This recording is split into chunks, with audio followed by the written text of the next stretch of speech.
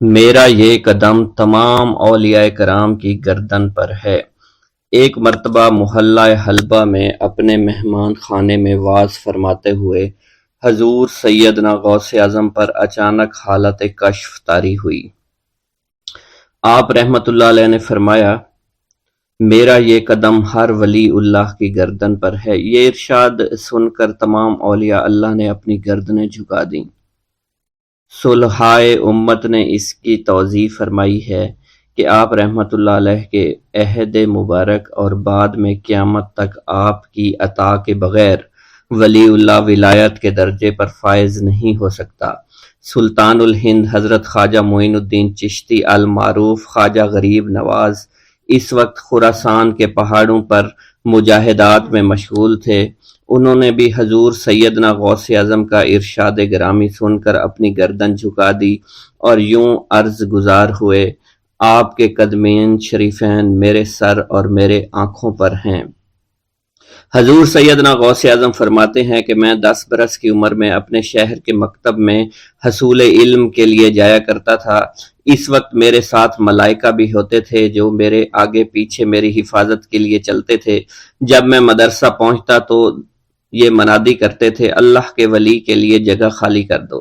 چنانچہ وہ میرے لیے جگہ خالی کر دیتے تھے۔ ایک مرتبہ میں نے ایک ایسے شخص کو دیکھا جس نے فرشتوں کی آواز سن کر کہا، جس میں کوئی مزاحمت نہ ہوگی، کہ یہ ایک نہایت معزز گھرانے کا فرد ہے اور عن قریب اس کو وہ عظمت حاصل ہوگی جس میں کوئی مزاحمت نہ ہوگی، اور اس کو ایسا قرب نصیب ہوگا کہ اس کو کوئی فریب نہ دے سکے گا۔ پھر 40 برس بعد میں نے اس شخص کو پہچانا۔ وہ شخص ابدالوں میں سے تھا۔ حضرت شیخ ابو سعود احمد بن بکر حریمی سے مروی ہے کہ حضور سیدنا غوث اعظم نے فرمایا کہ میں 55 سال تک تنہا عراق کے بیابانوں میں پھرتا رہا۔ میں لوگوں کو نہ جانتا، لوگ مجھے نہ جانتے۔ اسی دوران میرے پاس رجال الغیب اور جنات تشریف لاتے جنہیں میں طریقت اور اصول کی تعلیم دیتا تھا۔ ابتدا میں جب میں عراق میں داخل ہوا تو حضرت خضر میرے ہم سفر بنے، اور بعد میں اس وقت ان کو پہچانتا نہ تھا، اور اس کے ساتھ میرا معاہدہ ہوا کہ میں ان کے کسی حکم کی خلاف ورزی نہیں کروں گا۔ ایک مرتبہ انہوں نے مجھے ایک جگہ بیٹھنے کا حکم دیا اور میں اس جگہ 3 سال تک بیٹھا رہا۔ سال میں ایک مرتبہ حضرت خضر میرے پاس تشریف لاتے، فرماتے کہ یہی تیرا مقام ہے جہاں تجھے پہنچایا گیا ہے۔ اس عرصہ کے دوران تمام نفسانی خواہشات مجھ پر انسانی شکل میں وارد ہوئیں، لیکن اللہ عز و جل نے مجھے ہر موقع پر استقامت عطا فرمائی اور مجھے ان خرافات سے بچائے رکھا۔ ابتدا میں میرا نفس مجاہدہ کا کوئی طریقہ اختیار کرتا تو میں اس پر قائم ہو جاتا اور کسی چیز کو قبول نہ کرتا تھا۔ ایک طویل مدت تک اپنا گلا گھونٹتے ہوئے میں مدائن کے جنگلوں میں مجاہدات میں مشغول رہا۔ حضور سیدنا غوث اعظم فرماتے ہیں کہ میں نے اپنے نفس کو مختلف مجاہدوں، مختلف ریاضتوں اور مختلف مشقتوں میں ڈالے رکھا۔ 1 سال تک میں گری ہوئی چیزیں اٹھا کر کھاتا رہا، دوسرے سال پانی پر گزارا کیا، اور تیسرے سال نہ میں نے کچھ کھایا، نہ پیا اور نہ ہی سویا۔ ایک مرتبہ شدید سردی کی وجہ سے میں ایوان کسریٰ کے کھنڈرات میں سویا تو رات بھر میں 40 مرتبہ طبیعت خراب ہوئی۔ حضور سیدنا غوث اعظم فرماتے ہیں، ہر سال ایک بزرگ آتے اور وہ مجھے جبہ دے کر چلے جاتے۔ اسی طرح میں نے بے شمار طریقوں سے دنیا اور نفس سے چھٹکارا پانے کی کوشش کی۔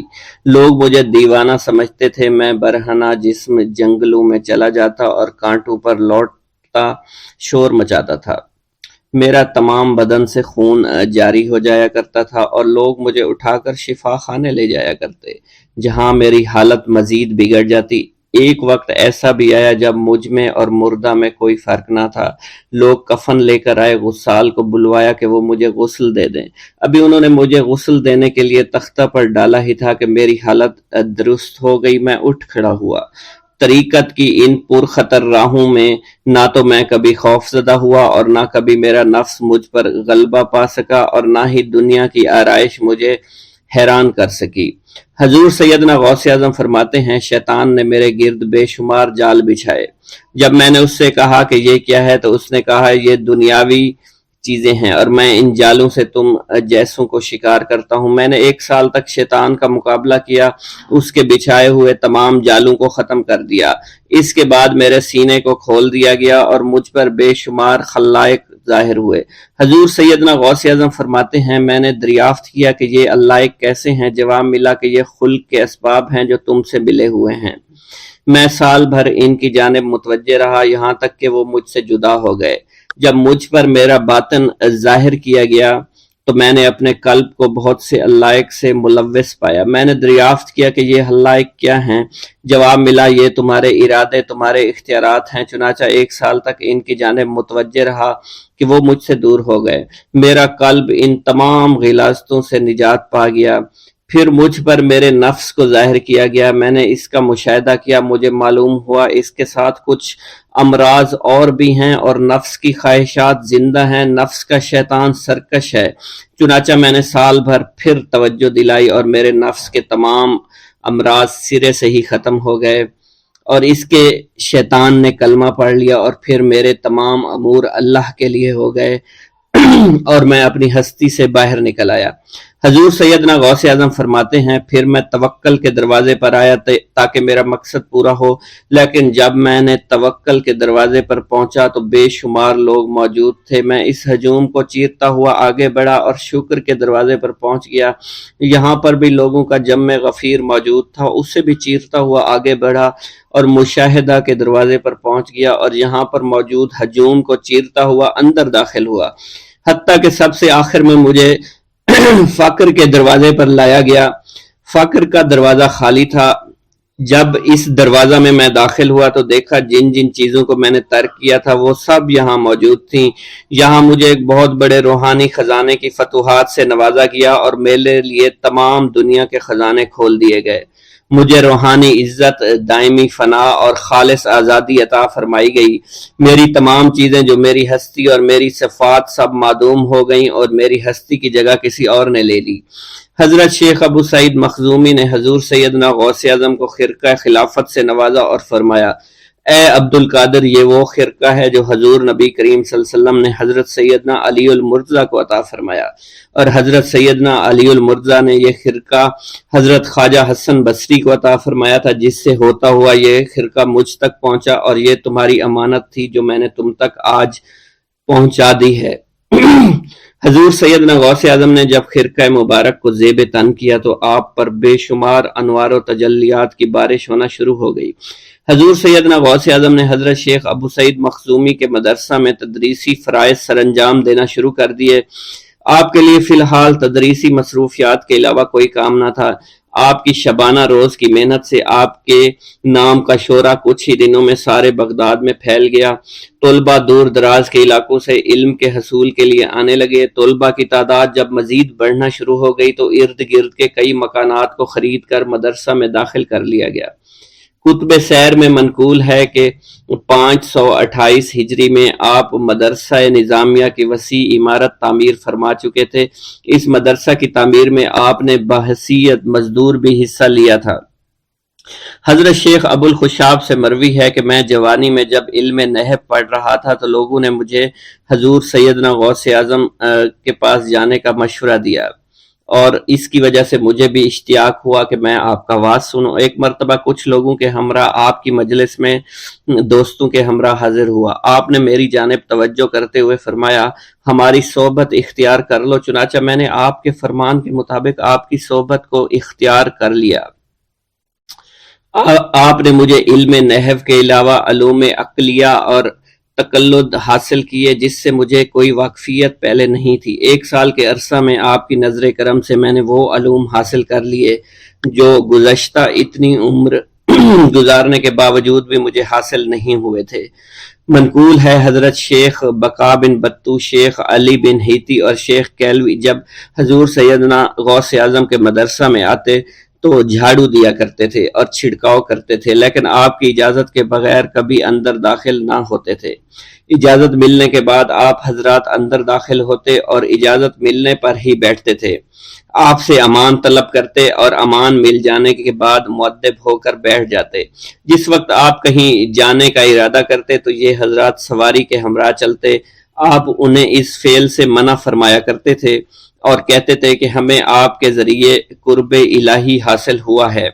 حضرت شیخ محمد قائل الادنیٰ سے مروی ہے کہ ایک مرتبہ حضور سیدنا غوث اعظم سے دریافت کیا گیا کہ آپ کی بزرگی اور عظمت کا راز کیا ہے؟ آپ نے فرمایا کہ میں کبھی جھوٹ نہیں بولتا اور کبھی کسی سے کذب بیانی نہیں کرتا۔ ایک گاؤں کے بارے میں کہا جاتا تھا کہ جہاں قدرت کی بے پناہ نعمتیں تھیں، اللہ پاک نے وہاں کے لوگوں کو مالا مال کیا ہوا تھا۔ ایسی نعمتیں کہ جن نعمتوں کو دیکھ کر انسان اکثر مغرور ہو جایا کرتے ہیں، مگر وہاں پر کچھ مسلمان تھے، اور سب سے بڑی اور بری بات یہ تھی کہ وہاں کے تمام لوگ کافر تھے۔ وہ کفار اپنی دولت پر بہت فخر کیا کرتے تھے، کیونکہ ان میں ہر ایک انسان بہت دولت مند تھا، ہر ایک کے پاس بے بہا پیسے تھے، کسی کو پیسوں کی کمی نہیں تھی۔ وہاں کے سردار کی ایک اکلوتی بیٹی تھی جس کو سردار بے پناہ پیار کرتا تھا۔ اس سردار کی بیٹی بے پناہ مغرور، ظالم، گھمنڈی تھی۔ وہاں پر غریب لوگ صرف مسلمان ہی تھے، تمام کافر ایک دوسرے کی مدد کیا کرتے تھے، لیکن مسلمانوں کی مدد کرنے والا وہاں پر کوئی نہ تھا۔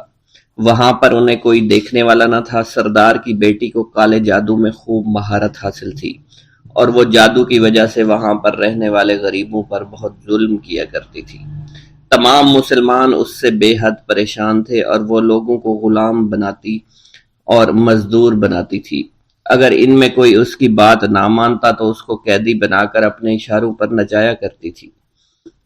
اس بستی میں چونکہ اکا دکا مسلمان تھے جن کا کوئی پرسان حال نہیں تھا، کوئی بھی ان کو بچانے والا نہیں تھا۔ جب وہ سردار کی بیٹی کے ظلم حد سے بڑھ گئے تو مسلمانوں میں سے ایک بوڑھے شخص نے اللہ کے حضور گڑ گڑا کر دعائیں کی، اے اللہ، ہمارے چند نسلیں جو یہاں پر بچی ہوئی ہیں، ان نسلوں کو تو بچا لے۔ یہ سردار کی بیٹی جس نے ہمارا جینا دشوار کر رکھا ہے، یہاں کوئی بھی انسان ہمارا حال نہیں پوچھتا، اور نہ ہی ہمارے پاس مال و دولت ہے، اور نہ ہی ہمارے پاس جسمانی طاقت بچی ہے۔ یا اللہ، ہمارے لیے کوئی ایسا بندہ بھیج جو نہ صرف طاقتور ہو بلکہ اس جادوگرنی یعنی سردار کی بیٹی کو بھی ہرا سکے۔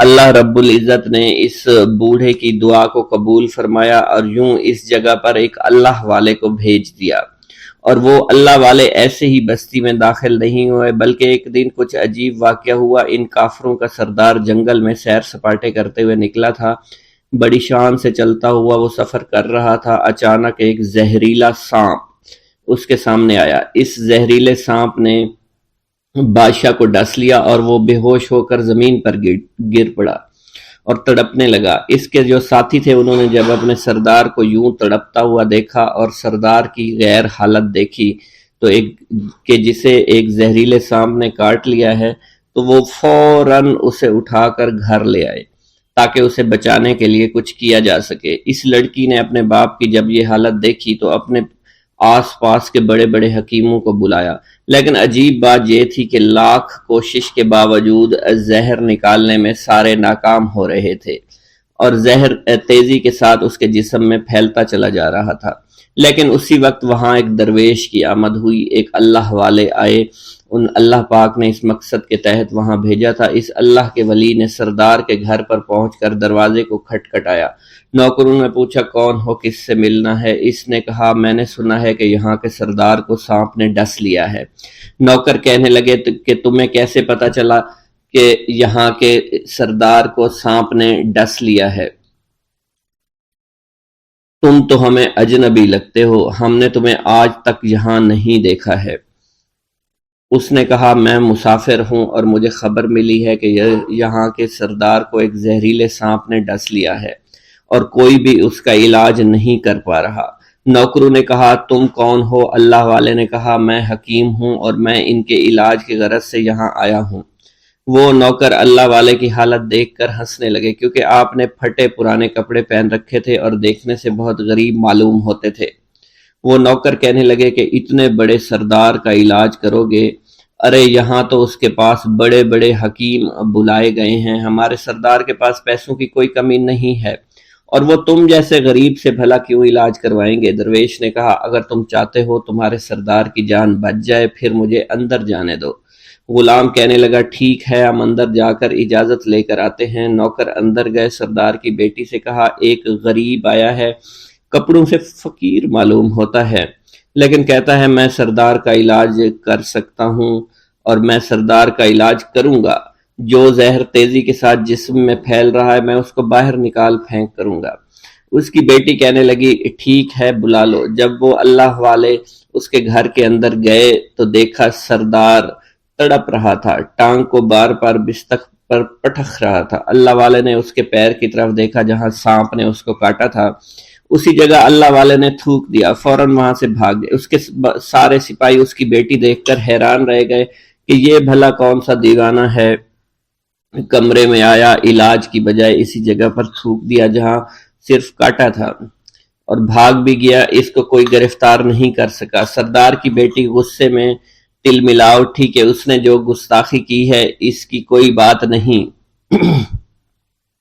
تھوک کو میں صاف کروا دوں گی مگر اس کو تو میں ابھی گرفتار کرواتی ہوں۔ اور اس نے اپنے سردار کے ایک نوکر سے کہا کہ اس تھوک کو صاف کرو۔ اس نوکر نے تھوک کو صاف کرنے کی بجائے اس کو اچھی طرح سے ٹانگ پر مل دیا۔ لڑکی نے کہا کیا کر رہے ہو؟ اس فقیر نے میرے باپ کی ٹانگ پر تھوک دیا، اب اس تھوک کو تم مل رہے ہو۔ حکیم نے اپنے ہاتھ کے اشارے سے سردار کے بیٹے کو روک دیا۔ جیسے اس تھوک کو سردار کی ٹانگ پر ملا گیا فوراً سارا زہر ختم ہو گیا۔ جو ٹانگ کٹنے کے قابل تھی وہ ٹانگ بالکل ٹھیک ہو چکی تھی، جو نیلی پڑ چکی تھی اب اصلی حالت میں آہستہ آہستہ واپس آ رہی تھی۔ اور جب وہ قبیلے کا سردار بالکل ٹھیک ہو گیا، ہوش میں آ گیا تو حیران رہ گیا۔ اسے بتایا کہ فقیر بابا کے تھوک کی وجہ سے آپ ٹھیک ہوئے ہیں۔ اس نے کہا وہ بزرگ تو ہمارے لیے مسیحا ہے، تم لوگوں نے انہیں جانے کیوں دیا؟ انہیں میرے پاس لے کر آؤ، انہوں نے ہم پر بہت بڑا احسان کیا ہے، ہم اس کے احسان کا بدلہ ضرور چکائیں گے۔ اس کی بیٹی جو خاموشی سے باپ کو دیکھ رہی تھی اس نے کچھ بھی نہ کہا۔ گاؤں کے سردار کے کہنے پر سارے سپاہی اللہ والے کو ڈھونڈنے کے لیے نکل گئے۔ وہ چاروں طرف پھیل گئے لیکن کہیں بھی اللہ والے کا پتہ نہیں چل رہا تھا۔ پھر جب سپاہی تلاش کرتے کرتے جنگل میں داخل ہوئے، وہاں ایک درخت کے نیچے ایک آدمی کو عبادت کرتے ہوئے دیکھا۔ وہ غور سے اس کو دیکھ رہے تھے اور کہہ رہے تھے یہ کس طرح کی عبادت کر رہے ہیں؟ ہم لوگ تو اپنے بتوں کے آگے ہاتھ جوڑتے ہیں، یہ نہ جانے کس کو سجدہ کر رہے ہیں۔ خیر، عبادت کے فوراً بعد اللہ والے کو پکڑ لیا، گاؤں کے سردار کے سامنے پیش کیا۔ وہ کہنے لگا آپ کون ہیں اور کہاں سے آئے ہیں؟ سب سے پہلے تو میں گستاخی کی معافی چاہتا ہوں، میرے لوگوں نے آپ کے ساتھ بڑی بدتمیزی کی لیکن آپ کی وجہ سے آج میں زندہ ہوں۔ ہم گناہ گاروں کی وجہ سے آپ جیسے لوگوں کو بہت تکلیف ہوئی ہے، اس لیے میں معذرت چاہتا ہوں۔ آپ سے درخواست کرتا ہوں کہ آپ میری طرف سے یہ قیمتی لباس یعنی کپڑے اور عربی گھوڑا قبول کیجئے۔ اللہ والوں نے اس کی طرف مسکرا کر دیکھا اور کہا یہ گھوڑا، یہ لباس بہت قیمتی ہے مگر یہ لباس پہن کر اس گھوڑے کے لیے گھاس کاٹوں گا تو کیا اچھا لگوں گا؟ سردار نے کہا فکر نہ کریں، گھوڑے کے ساتھ ساتھ ہم آپ کو نوکر بھی دیں گے۔ اللہ والے نے کہا کہ اتنی مال و دولت اور نوکروں کے ساتھ میں اکیلا رہوں گا؟ گاؤں کا سردار بولا حضور آپ کی یہ بات سن کر میں سوچ میں گم ہو گیا ہوں، لیکن یہ میری بیٹی آپ کے سامنے حاضر ہے۔ بیٹی حیرت سے اپنے باپ کو دیکھ رہی تھی کہ میرا باپ اب کیا کہنے والا ہے۔ سردار نے کہا میری بیٹی جسے آپ نے دیکھ لیا ہے اس کی شادی میں آپ سے کر دوں گا مگر ایک شرط ہے کہ آپ کو اپنے مذہب کو چھوڑنا پڑے گا۔ میرے سپاہیوں نے آپ کو عبادت کرتے ہوئے دیکھا ہے، جہاں تک ہمارے معمولات ہیں ہم بتوں کے آگے سجدہ کرتے ہیں اور ان کی عبادت کرتے ہیں، اور آپ جس کے آگے سجدہ کرتے ہیں وہ اللہ ہے، یعنی آپ مسلمان ہیں، اس لیے آپ کو اپنا مذہب چھوڑنا پڑے گا۔ کیا آپ ایسا کر سکتے ہیں؟ اللہ والے نے کہا کہ مجھے ایک بات بتائیے، آپ سب کچھ دیکھ رہے ہیں، آپ نے مجھے یہ بھی دعا دی کہ میری اولادیں ہوں اور آپ کی نسل آپ کی بیٹی سے چلے گی۔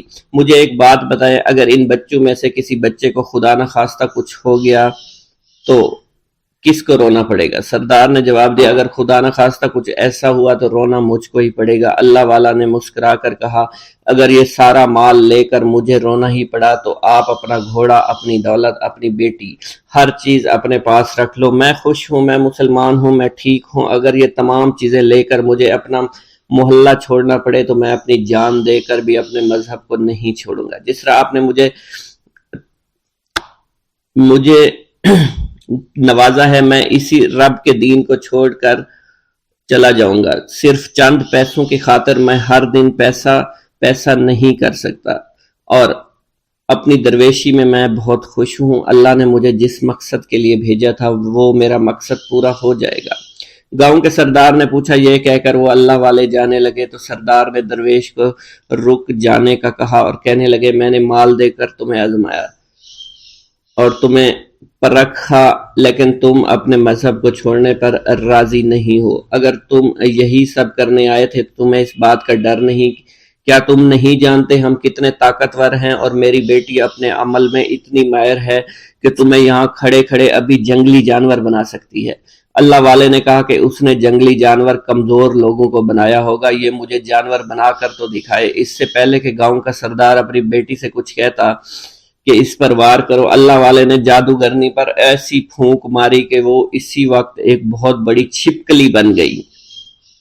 وہ کچھ بھی نہیں کر پا رہی تھی، وہ چھپکلی اتنی بڑی تھی کہ وہاں پر جتنے بھی انسان کھڑے تھے ان سب میں سب سے زیادہ اونچا اس کا قد تھا۔ وہ چھپکلی اللہ والے کے پاس آئی، اپنا زہر اس پر اگلنا چاہتی تھی کہ اسی وقت اس نے اس کے منہ پر تھوک دیا۔ تھوکنے کی دیر تھی، وہ چھپکلی جلنے لگی اور جس سے گرمی کی وجہ سے اس کا چہرہ پگھل رہا تھا، اس کا چہرہ جل کر کالا ہو چکا تھا۔ وہ مرنے والی تھی کہ سردار دوڑتا ہوا قدموں میں آ کر گر پڑا اور معافی مانگنے لگا اور کہنے لگا حضور اس گستاخی کے لیے میں معذرت خواہ ہوں، آپ مجھے معاف کر دو، میں نے سچ میں آپ کو بہت کمزور سمجھا تھا، آپ کو آپ کا مذہب سے ہٹانا چاہا تھا۔ اگر میری بیٹی ٹھیک ہو جائے تو میں سچ کہتا ہوں یہاں پر جتنے لوگ ہیں ہم پوری کی پوری بستی مسلمان ہو جائیں گے۔ اللہ والے نے کہا کہ ہم تمہیں اپنے دین میں شامل کرنے کے لیے یہ سب نہیں کر رہے، بلکہ تم لوگ مسلمان بھائیوں پر جو ظلم کرتے ہو وہ ظلم کو ختم کرنے کے لیے ہم یہاں آئے ہیں۔ ہمارے دین میں جبر اور ظلم نہیں۔ اگر تمہارے بیٹی سے انسان بن کر سدھر جاتی ہے تو اس کو اس کی اصلی حالت میں لانے کے لیے میں خود کو اللہ کی بارگاہ میں پیش کروں گا اور دعا کروں گا۔ سردار کہنے لگا کہ ہاں میری بیٹی اصلی حالت میں اگر آ جائے تو پھر ہم کسی پر ظلم و ستم نہیں کریں گے، اور میں دل سے اپنی بیٹی کے لیے معافی چاہتا ہوں۔ آج سے یہ کوئی بھی جادو ٹونا اور مسلمانوں کو تنگ نہیں کرے گی، اور نہ ہی کسی مسلمان پر یہ ظلم اور جبر کرے گی۔ بس آپ اسے دوبارہ سے انسان بنا دے۔ اللہ والا نے چھپکلی پر دوبارہ سے پھونک ماری تو پھر سے انسان بن گئی اور اللہ والے کے قدموں سے وہ لپٹ گئی، کہنے لگی مجھے معاف کر دیجئے، مجھے معاف کر دیجئے، میں نے اپنے آپ کو بہت طاقتور سمجھا۔ اس لڑکی کا آدھا چہرہ جل چکا تھا اور کالا ہو چکا تھا۔ وہ کہنے لگی کہ آج اپنے باپ کے ساتھ میں آپ کے دستے مبارک پر مسلمان ہونا چاہتی ہوں۔ میں وعدہ کرتی ہوں کہ آج سے اس بستی پر کوئی بھی کافر کسی مسلمان کے ساتھ بدتمیزی نہیں کرے گا، زیادتی نہیں کرے گا، ظلم اور جبر نہیں کرے گا، بلکہ ہم سب یہاں مل جل کر رہیں گے اور بھائی چارے کے ساتھ رہیں گے۔ ہم سب مسلمان ہو جائیں گے اور پھر یوں اللہ والے کے ہاتھوں پوری بستی کا سردار اور اس کی بیٹی نے اسلام قبول کر لیا، اور سردار نے اللہ والے سے اپنی بیٹی کا نکاح کر دیا، اور پھر اس بستی میں ہمیشہ کے لیے امن و امان قائم ہو گیا۔ بسم اللہ الرحمن الرحیم۔ حضور سیدنا غوث اعظم کی پرورش نہایت ہی بابرکت ماحول میں ہوئی۔ آپ نے ابتدا میں گوشہ نشینی اختیار کی اور خود کو دنیاوی غلاظتوں سے پاک رکھا۔ آپ نے 51 برس کی عمر میں شادی کی۔ جب آپ سے اس کے بارے میں دریافت کیا گیا تو آپ نے فرمایا جب مجھے حضور نبی کریم صلی اللہ علیہ وسلم نے نکاح کی اجازت دی تو میں نے نکاح کر لیا۔ حضور سیدنا غوث اعظم رحمۃ اللہ علیہ نے اپنی ذات کو اللہ عز و جل کی خوشنودی کے لیے وقف کر رکھا تھا۔ آپ کی راتیں جاگ کر گزرتی تھی اور ساری رات آپ مراقبہ اور مشاہدہ میں گم رہتے تھے۔ آپ کی عادت مبارکہ تھی کہ آپ سجدہ کو دراز کرتے تھے اور بیٹھ کر مراقبہ فرماتے تھے۔ اسی دوران آپ کا جسم مبارک نورانی شعاؤں کے زیر اثر ہوتا تھا اور کئی مرتبہ آپ ان نورانی شعاؤں میں غائب ہو جایا کرتے تھے۔ حضور شیخ ابو عبداللہ بن حسنین بن ابی فضل فرماتے ہیں کہ سیدنا غوث اعظم کے بعض دہقانی مریدین ہر سال آپ کے لیے گیہوں بوتے تھے اور جائز طریقہ سے اسے پالتے تھے۔ پھر آپ کے بعض مریدین اسے پیستے آپ کے لیے ہر روز 4 یا 5 روٹیاں پکاتے اور شام کو آپ کے پاس روٹیاں لے کر آتے تھے۔ آپ حاضرین میں ایک ایک ٹکڑا تقسیم کر دیتے اور جو بچ جاتا وہ اپنے لیے رکھ لیتے تھے۔ حضرت شیخ خضر حسینی سے منقول ہے کہ حضور سیدنا غوث اعظم نے ایک شکستہ دل فقیر کو دیکھا۔ آپ نے اس سے اس کی کیفیت کے متعلق دریافت کیا تو اس نے کہا کہ میں آج دریا کے کنارے گیا اور ملاح سے کہا کہ وہ مجھے دریا کے پار لے جائے۔ اس نے انکار کر دیا۔ میں اپنے اس افلاس کے سبب پریشان اور شکستہ دل ہوں۔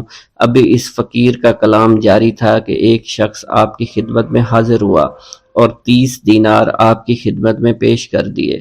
آپ نے وہ دینار اس فقیر کو دے دیے اور فرمایا کہ اس ملاح سے کہنا کہ کسی فقیر کا سوال رد مت کیا کرے۔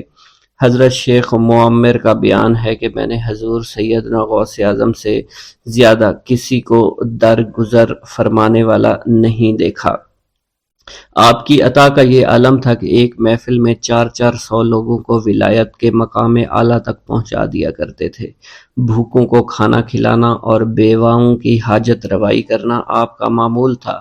جب کسی بیمار کے متعلق سنتے فوراً اس کی عیادت کے لیے تشریف لے جایا کرتے۔ فقراء کو آپ کے در سے بغیر سوال کیے عطا ہو جایا کرتا۔ حضور سیدنا غوث اعظم نے فرمایا کہ مخلوق سے کنارہ کشی سے قبل علم حاصل کرو، کیونکہ جو شخص علم کے بغیر عبادت کرتا ہے وہ اصلاح سے زیادہ فساد میں مبتلا ہو جاتا ہے۔ تمہیں چاہیے کہ شمع شریعت اپنے ہمراہ لے کر علم کی روشنی میں عمل کرو، پھر اللہ تعالیٰ تمہیں علم لدنی کا وارث بنا دے گا جس سے تم ناواقف ہو۔ تمہیں چاہیے کہ تمام اسباب و ذرائع سے تعلق منقطع کر کے رشتہ داروں اور احباب سے جدائی اختیار کر لو، تاکہ تم اپنے زہد کی وجہ سے اپنے قوت باطنی اور اپنے حسن ادب کا مشاہدہ کر سکو۔ خدا کے علاوہ تمام عالم اسباب سے اس خوف سے منقطع ہو جاؤ تاکہ تمہاری شمع معرفت نہ بجھ جائے، اور جب تم 40 دن ایک چلہ اپنے رب کے لیے مخصوص کر دو گے تو تمہارے قلب سے حکمت کے چشمے جاری ہو جایا کریں گے اور تم معرفت الہی کی تپش کا مشاہدہ کرنے لگو گے، جس کو حضرت موسیٰ علیہ السلام نے اپنے شجر قلب پر محسوس کیا تھا۔ اس کیفیت کے بعد تم اپنے نفس و خواہش، اپنے شیطان، اپنی طبیعت اور اپنے وجود سے کہو گے کہ ٹھہر جا، میں نے اس آگ کا مشاہدہ کر لیا ہے جو قلب موسیٰ علیہ السلام سے روشن ہوئی تھی۔ اس کے بعد تمہارے قلب میں باطن سے یہ آواز آنے لگی کہ میں ہی تمہارا رب ہوں، میری ہی عبادت کرو، میرے غیر کی اطاعت سے گریزاں ہو جاؤ، میرے سوا کسی سے تعلق مت رکھو، میری معرفت حاصل کر کے میرے غیر کو فراموش کر دو، غیر سے اعراض کر کے صرف میرے علم، میرے قرب، میرے ملک اور میری سلطنت کی جانب متوجہ رہو۔ جب تمہیں بقائے الہی حاصل ہو جائے تو تمہاری زبان پر اللہ تعالیٰ کا نام جاری ہو جائے گا اور تمہارے حجابات رفع ہو کر قلب سے کدورت زائل ہو جائے گی اور نفس کو مکمل سکون حاصل ہوگا۔ پھر جب اس کے الطاف غالب آ جائیں تو تمہیں خطاب کیا جائے گا، اے قلب فرعون، نفس کی طرف توجہ کر اور ان کو راہ ہدایت پر چلا، میری جانب آ جا اور ان سے کہہ دے کہ میرا ہی اتباع کریں، پھر انہیں رشد کے راستے پر ہدایت کر کے ان سے تعلق قائم کر، اس کے بعد پھر قطع تعلق کر کے دوبارہ استوار ہو کر آ جا اور اسی طرف استوار ہو کر دیکھتا رہے۔ حضرت شیخ معمر سے منقول ہے، فرماتے ہیں ایک مرتبہ میں حضور سیدنا غوث اعظم کی خدمت میں حاضر تھا۔ آپ بیٹھے کچھ لکھ رہے تھے، اسی دوران چھت سے 3 مرتبہ مٹی گری۔ چوتھی مرتبہ ایسا ہوا تو آپ نے جلال میں آ کر اس جگہ دیکھا جہاں سے مٹی گر رہی تھی۔ اسی دوران ایک چوہا اس جگہ سے نیچے گرا اور مر گیا، اور یہ چوہا ہی وہاں سے مٹی کو کھود رہا تھا۔ حضرت شیخ عمر بن مسعود فرماتے ہیں، حضور سیدنا غوث اعظم فرما رہے تھے، اسی دوران ایک چڑیا نے آپ کی قمیص پر بیٹ کر دی۔ آپ نے جلالی نظروں سے چڑیا کو دیکھا، چڑیا اسی وقت نیچے گری، مر گئی۔ آپ نے وضو سے فارغ ہونے کے بعد قمیص کے اس حصے کو دھویا، پھر اپنی قمیص مبارک اتار کر مجھے دی اور فرمایا، اس کو فروخت کر کے اس کی رقم کو خیرات کر دو، یہ اسی کا بدلہ ہے۔ منقول ہے، حضور سیدنا غوث اعظم کے زمانہ میں ایک بہت ہی گناہ گار شخص تھا، لیکن اس کے دل میں آپ سے بے پناہ محبت تھی۔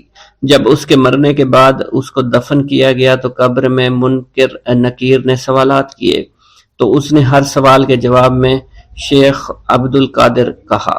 منکر نکیر نے اللہ کی بارگاہ میں اس کے جواب کو پیش کیا تو حکم ہوا، اگرچہ یہ بندہ فاسقوں میں سے ہے، لیکن یہ میرے محبوب جو کہ صادقین میں سے ہیں ان سے محبت رکھتا ہے۔ بسم اللہ الرحمن الرحیم۔ السلام علیکم۔ حضور سیدنا غوث اعظم فرماتے ہیں، میں 10 برس کی عمر میں اپنے شہر کے مکتب میں حصول علم کے لیے جایا کرتا تھا۔ اس وقت میرے ساتھ ملائکہ بھی ہوتے تھے جو میرے آگے پیچھے میری حفاظت کی غرض سے چلتے تھے۔ جب میں مدرسہ پہنچتا تھا تو وہ بار بار منادی کرتے تھے، اللہ کے ولی کے لیے جگہ خالی کر دو، چنانچہ وہ میرے لیے جگہ خالی کر دیتے تھے۔ ایک مرتبہ میں نے ایک ایسے شخص کو دیکھا جس نے فرشتوں کی آواز سن کر کہا کہ یہ نہایت معزز گھرانے کا فرد ہے اور عن قریب اس کو وہ عظمت اور بزرگی حاصل ہوگی جس میں کوئی مزاحمت نہ ہوگی، اس کو ایسا قرب نصیب ہوگا کہ اس کو کوئی فریب نہ دے سکے گا۔ پھر 40 برس بعد میں نے اس شخص کو پہچانا، وہ شخص ابدالوں میں سے تھا۔ حضرت شیخ ابو سعود احمد بن ابی بکر سے مروی ہے، حضور سیدنا غوث اعظم نے فرمایا، میں 25 سال تک تنہا عراق کے بیابانوں میں پھرتا رہا۔ میں لوگوں کو نہ جانتا تھا، لوگ مجھے نہیں جانتے تھے۔ اسی دوران میرے پاس رجال الغیب اور جنات تشریف لائے جنہیں میں طریقت اور رسول اللہ کی تعلیم دیا کرتا تھا۔ ابتدا میں جب میں عراق میں داخل ہوا تو حضرت خضر میرے ہم سفر تھے اور میں انہیں اس وقت سے پہچانتا نہیں تھا۔ ان کے ساتھ میرا معاہدہ ہوا کہ میں ان کے کسی حکم کی خلاف ورزی نہیں کروں گا۔ ایک مرتبہ انہوں نے مجھے ایک جگہ بیٹھنے کا حکم دیا، میں اسی جگہ 3 سال بیٹھا رہا۔ سال میں ایک مرتبہ حضرت خضر میرے پاس تشریف لاتے اور فرماتے، یہی تیرا مقام ہے جہاں تجھے پہنچایا گیا ہے۔ اس عرصہ کے دوران تمام نفسانی خواہشات مجھ پر انسانی شکل میں وارد ہوئیں، لیکن اللہ نے مجھے ہر موقع پر استقامت عطا فرمائی اور مجھے ان خرافات سے بچائے رکھا۔ ابتدا میں میرا نفس مجاہدہ کا کوئی طریقہ اختیار کرتا تو میں اس پر قائم ہو جایا کرتا تھا اور کسی چیز کو قبول نہیں کرتا تھا۔ ایک طویل مدت تک اپنا گلا گھونٹتے ہوئے میں نے مدائن کے جنگلوں میں مجاہدات میں مشغول رہا۔ حضور سیدنا غوث اعظم فرماتے ہیں، میں نے اپنے نفس کو مختلف مجاہدوں اور ریاستوں اور مشقتوں میں ڈالے رکھا۔ 1 سال تک میں گری ہوئی چیزیں اٹھا کر کھاتا رہا، اسی دوسرے سال میں صرف پانی پر گزارا کرتا رہا، اور تیسرے سال میں نے کچھ نہ کھایا اور نہ پیا نہ ہی سویا۔ ایک مرتبہ شدید سردی کی وجہ سے میں ایوان کسریٰ کے کھنڈرات میں سویا تو رات بھر میں 40 مرتبہ احتلام ہوا۔ میں نے ہر مرتبہ دریائے دجلہ پر جا کر غسل فرمایا، پھر نیند کے خوف سے محل کے اوپر ایک ویران جگہ پر چڑھ گیا اور وہاں 2 سال تک قیام کیا، حتیٰ کہ سردی کے سوا کوئی شے کھانے کو میسر نہیں تھی۔ حضور سیدنا غوث اعظم فرماتے ہیں، ہر سال ایک بزرگ آتے اور وہ مجھے اونی جبہ دے کر چلے جاتے۔ اسی طرح میں نے بے شمار طریقوں سے دنیا اور نفس سے چھٹکارا حاصل کرنے کی کوشش کی۔ لوگ مجھے دیوانہ سمجھتے تھے، میں برہنہ جسم جنگلوں میں چلا جاتا، کانٹوں پر لوٹا شور مچایا کرتا، میرے تمام بدن سے خون جاری ہو جایا کرتا۔ لوگ مجھے اٹھا کر شفا خانے لے جایا کرتے جہاں میری حالت مزید بگڑ جایا کرتی۔ ایک وقت ایسا آیا جب مجھ میں اور مردہ میں کوئی فرق نہ تھا۔ لوگ کفن لے آئے اور غسال کو بلوایا کہ وہ مجھے غسل دے۔ ابھی انہوں نے مجھے غسل دینے کے لیے ایک تختہ پر لٹایا، میری حالت درست ہو گئی، میں اٹھ کھڑا ہوا۔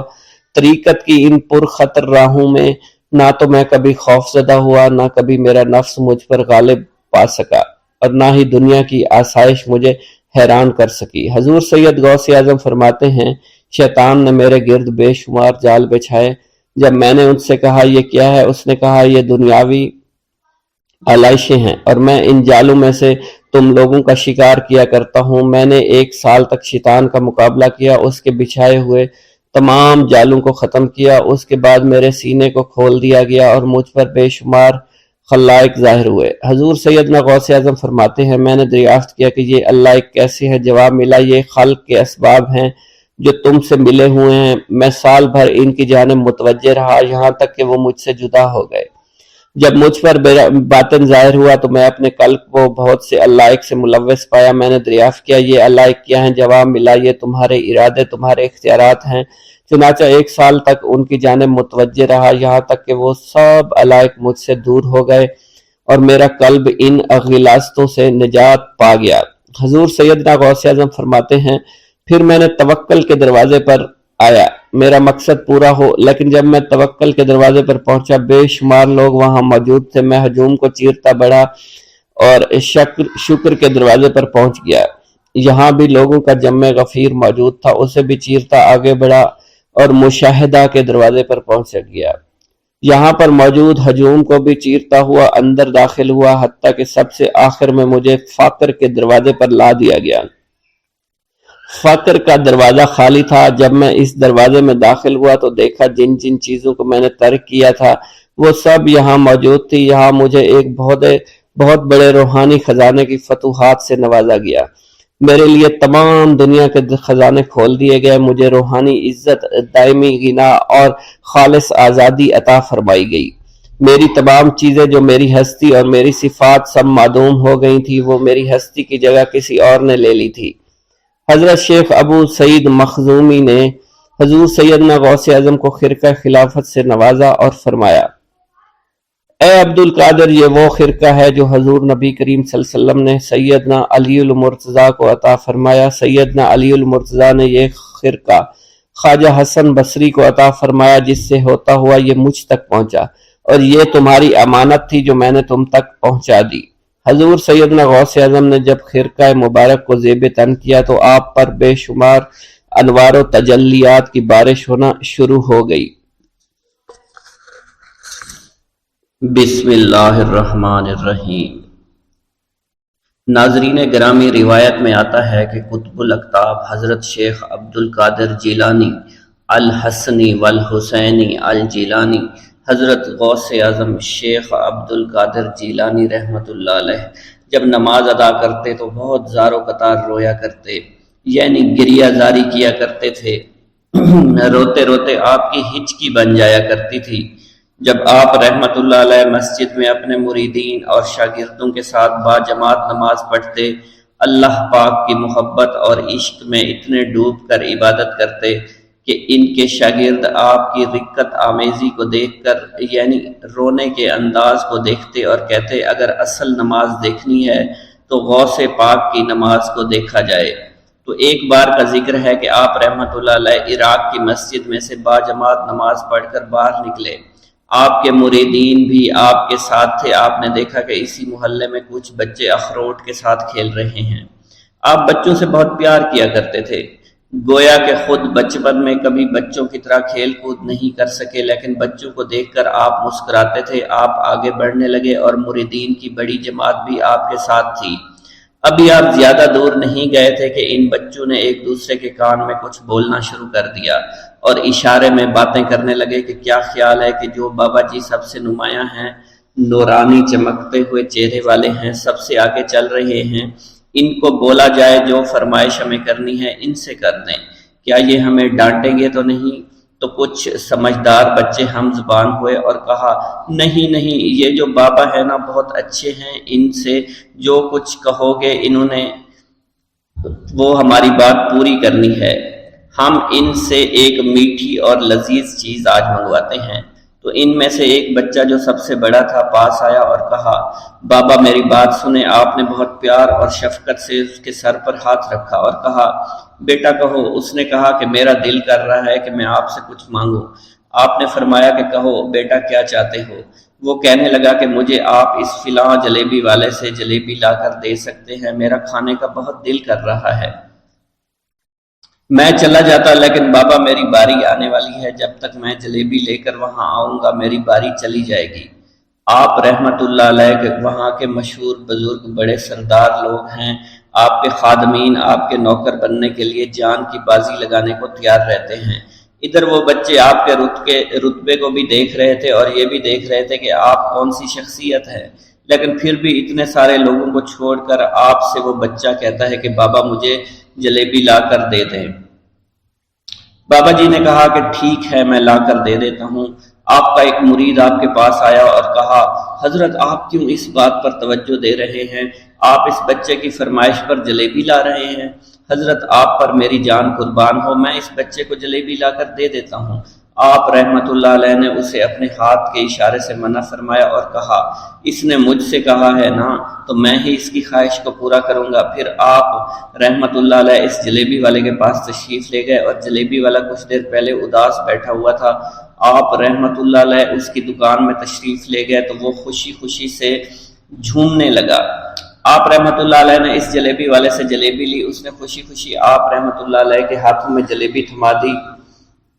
وہ آدمی لگ بھگ 70 سال کا تھا، اس بڑھاپے میں بھی وہ کام کرنے پر مجبور تھا۔ اس کی آنکھوں میں آپ رحمت اللہ علیہ کو دیکھ کر آنکھوں سے آنسو آ گئے۔ اس نے روتے ہوئے کہا اللہ کا لاکھ لاکھ شکر ہے، اس نے میری دعا سن لی۔ آپ نے میری دکان میں قدم رکھے تو کئی دنوں سے آپ کے انتظار میں یہاں بیٹھا ہوا تھا۔ میں جانتا تھا کہ آپ ضرور میری دکان پر تشریف لائیں گے۔ آپ رحمت اللہ علیہ نے فرمایا تمہیں کیسے پتا تھا کہ میں تمہاری دکان پر آؤں گا؟ وہ کہنے لگا کہ حضرت عرصہ ہوا ہے، کئی مہینوں سے میرا کاروبار نہیں چل رہا تھا، میرا کاروبار دن بدن ٹھپ ہوتا جا رہا تھا، فاقوں تک کی نوبت آ گئی تھی۔ مجھے اپنی فکر نہیں تھی لیکن اپنے چھوٹے چھوٹے بچوں کی تھی۔ اس بڑھاپے میں اللہ تعالیٰ نے اولاد تو دی لیکن ان کو پالنے کا کوئی بندوبست نہیں ہو رہا تھا۔ میں نے اپنی اس پریشانی کا ذکر کسی سے کیا تو اس نے کہا کہ عراق کے ایک شہر میں چلے جاؤ، وہاں پر کوئی ایک فقیر ہے، اس سے دعا کراؤ، وہ جس کے لیے دعا کرتے ہیں اس کا کام بن جاتا ہے۔ میں اتنا پریشان تھا کہ اس آدمی کے کہنے پر اس فقیر سے ملنے چلا گیا۔ اس کی تلاش کر کے میں نے اس سے کہا تم میرے لیے دعا کرو تاکہ میرے کاروبار میں ترقی ہو جائے اور میرے رزق میں برکت ہو جائے اور تنگ دستی دور ہو جائے تاکہ میں بیوی بچوں کا پیٹ پال سکوں۔ فقیر مجھے دیکھ کر کہنے لگا کہ تم پیران پیر غوث اعظم دستگیر رحمت اللہ علیہ کو نہیں جانتے؟ میں نے کہا میں نہیں جانتا۔ وہ کہنے لگا حیرت ہے کہ تمہیں یہ پتہ نہیں کہ تم ان کو جانتے ہی نہیں کہ ولیوں کے سردار ہیں۔ میں تو بہت چھوٹا سا فقیر ہوں، میری دعاؤں میں اتنا اثر نہیں کہ وہ غوث اعظم رحمت اللہ علیہ ہیں، جس کے لیے بھی دعا کریں اس کا بیڑا پار ہو جایا کرتا ہے، اور جب اس دور میں غوث پاک رحمت اللہ علیہ خود موجود ہے تو پھر ہمارا کیا مقام ہوگا ان کی دعا کے آگے؟ ہماری دعا کچھ بھی نہیں ہے۔ میں نے کہا اگر یہ بات ہے کہ آپ سے بڑا کوئی بزرگ ہے تو مجھے بتائیے کہ غوث پاک رحمت اللہ علیہ مجھے کہاں ملیں گے اور میں کہاں جاؤں ان سے ملنے کے لیے؟ وہ کہنے لگا کہ وہ جیلان میں ہیں، تم ادھر جاؤ، ہماری کیا جرت کہ آپ کے لیے دعا کریں۔ آپ رحمت اللہ علیہ جس کے لیے بھی دعا فرماتے ہیں اس کا بیڑا پار ہو جاتا ہے اور اس کو کہیں بول جانے کی ضرورت نہیں ہوتی۔ حضور جب اس فقیر نے مجھے یہ بات کہی تو فوراً جیلان شریف میں آ گیا اور یہاں پر میں نے آپ کی تلاش شروع کی۔ آج دیکھیے آپ خود بخود میری دکان پر تشریف لائے ہیں۔ اب دیکھیے کہ آپ کے آنے سے کیسا نور میری دکان میں آ گیا ہے۔ حضور میرے حق میں دعا فرما دیجئے، اللہ پاک میری زندگی کو آسانیاں عطا فرمائے، مجھے اپنی بیوی اور بچوں کی بہت فکر ہے۔ آپ رحمت اللہ علیہ نے فرمایا پریشان ہونے کی ضرورت نہیں، اللہ تعالیٰ سب معاملات ٹھیک فرما دے گا۔ یہ کہہ کر آپ تشریف لے گئے، اس بچے کے پاس آئے اور اس کے ہاتھ میں جلیبی تھما دی۔ ابھی وہاں سے جانے والے تھے، دوسرا بچہ آیا، اس نے کہا کہ بابا آپ نے اسے تو جلیبی لا کر دی ہے، مجھے بھی لا کر دیں۔ آپ نے اس سے بھی تسلی دی اور کہا میں تمہیں بھی جلیبی لا کر دے دیتا ہوں بیٹا۔ یہ دیکھ کر مریدین بہت غصہ ہونے لگے اور کہا کہ حضور ہم اس بچے کو جلیبی لا کر دے دیتے ہیں، آپ کیوں زحمت کرتے ہیں؟ لیکن آپ نے فرمایا نہیں، یہ بچے مجھ سے کہہ رہے ہیں نا، میں ان کا نہیں ٹال سکتا۔ حضور آپ بہت مصروف شخصیت ہے، کیوں ان چھوٹے بچوں کی باتیں سن رہے ہیں؟ آپ نے ہاتھ کے اشارے سے انہیں روکا اور فرمایا اللہ تعالیٰ نے ہمیں جس کام کے لیے چنا ہے بس وہ کام ہی ہم کر رہے ہیں، تم لوگ اللہ پاک کی حکمت کو نہیں سمجھ رہے۔ پھر آپ جتنی بار وہ بچے آپ کو بھیجتے رہے آپ رحمۃ اللہ علیہ ان کے لیے جلیبیاں لاتے رہے، حتیٰ کہ آخری بچے کو بھی آپ نے جلیبی لا کر دے دی اور وہ مزے سے کھانے لگے۔ جلیبی کھانے کے بعد وہ آپ کو دعائیں کرنے لگے اور کہا آپ بہت اچھے انسان ہیں، جیسا کہ آپ کے بارے میں ہم نے سنا تھا آپ ویسے ہی ہیں، آپ اخلاق کے بہت عمدہ ہیں، آپ کی سخاوت کے بارے میں ہم نے جتنا سن رکھا تھا آپ اتنے ہی سخی ہیں، ہم آپ سے بہت خوش ہوئے۔ آپ رحمۃ اللہ علیہ مسکرائے، بچوں کی خوشی دیکھ کر آپ کو دلی اطمینان ملا۔ اب ایک اور نماز کا وقت ہو رہا تھا، آپ نے مریدین سے کہا کہ چلو نماز پڑھنے کے لیے مسجد میں چلتے ہیں۔ وہ سب مل کر مسجد میں چلے گئے اور اللہ کی عبادت میں مصروف ہو گئے۔